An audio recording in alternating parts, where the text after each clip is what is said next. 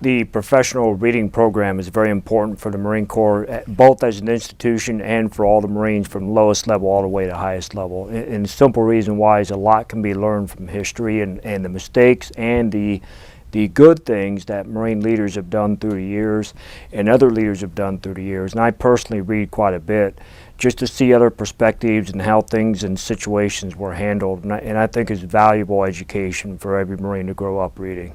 Every unit I've been in has had a reading program.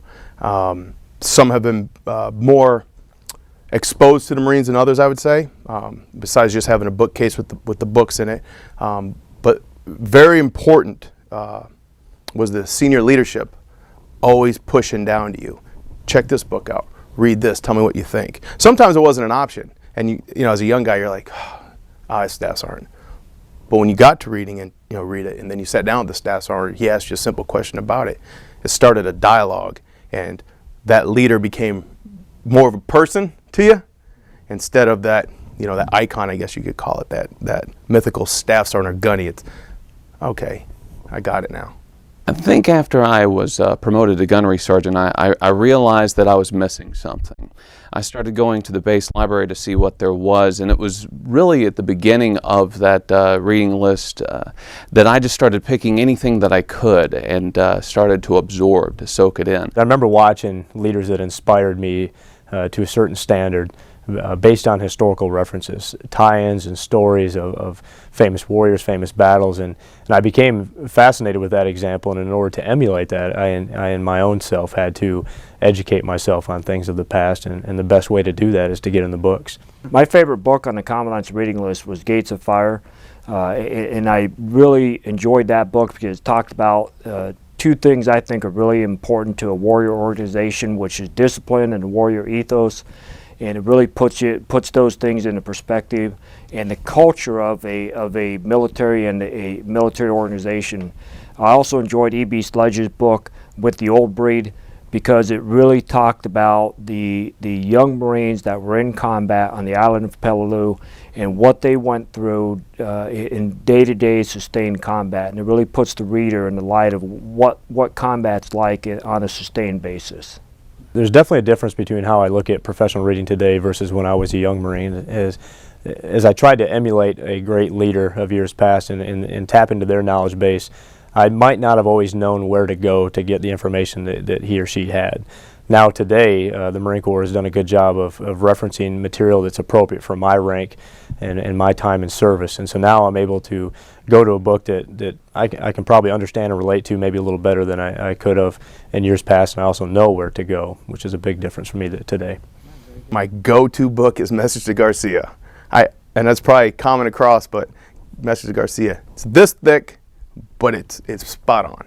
I have quotes and pages or stories out of dozens and dozens of books. If you go to my house, you'll see bookcases full of books that are highlighted and tabbed of different things, and depending on if I'm giving a speech or if I'm giving a PME or a lecture or a class, I'll pull certain books that are related to that certain topic and use them as references, and even bring the book with me. Rather than write it down, I'll bring the book with me and read right out of the book, and they're very valuable tools for really everything you do.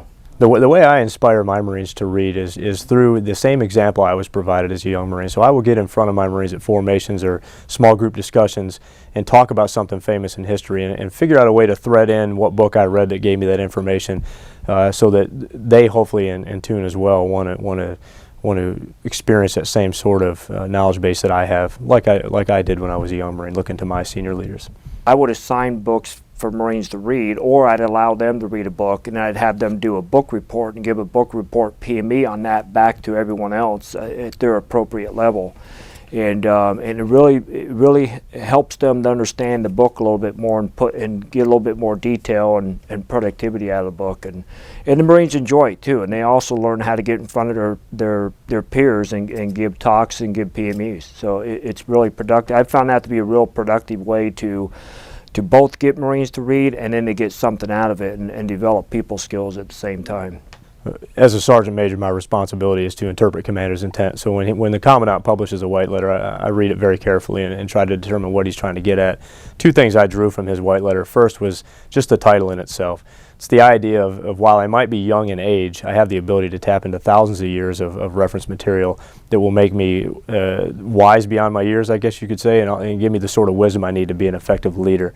Then as you read into the meat and potatoes of the actual white letter itself, he talks to that ability we have to not make a mistake out of our own ignorance, but to learn from other people's mistakes. And I would also add that we have the opportunity to learn from other people's successes. What are the decisions that they made that allowed them to be successful when the odds were stacked against them? Because what we face today are those similar challenges.